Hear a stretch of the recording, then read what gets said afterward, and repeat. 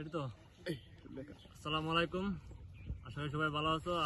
আমরা দীর্ঘদিন আমাদের হবিগঞ্জ ফুটবল একাডেমির প্র্যাকটিস সেশন বন্ধ থাকার পর আজ আমরা ঈদের বন্ধ, তারপর আজ আমরা আবার মাঠে আসলাম।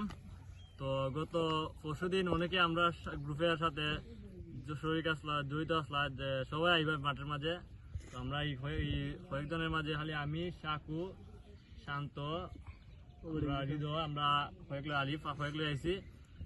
অনেকেই আইসো না, যারা আইসো না তাহলে একটু দূর হয়ে আনা যেত না। তো সবাই মাঠও আইবা, অনেকদিন ধরে সবাই মাঠও আমরা চাই সবাই মাঠও আইতে হয়।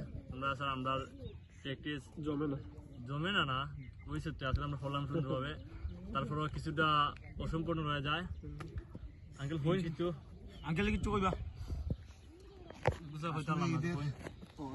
ঈদের যে একটা অলসতা, আর আমরা তো দীর্ঘদিন একটা অন্যরকম অভ্যস্তর মধ্যে পরিবর্তন হয়ে গেছিলাম। যেমন আমরা ইফতার করতাম, তারাবি করতাম, রাত্রে 10টা 11টা 12টা 1টা বাজতো, আমরা সেই খাইয়ে ঘুমাইলে পর আমরা 10টা 11টায় উঠতাম।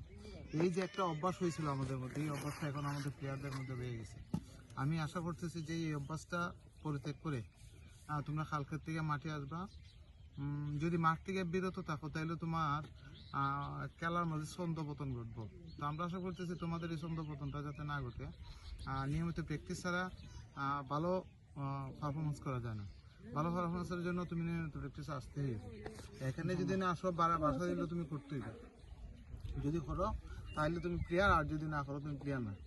এতে যারা ফুটবল খেলার ইচ্ছা আছে তারা আর সময় যাপন করবে না। আগামী কালকের থেকে 6:45-7টার ভিতরে মাঠে আসবা।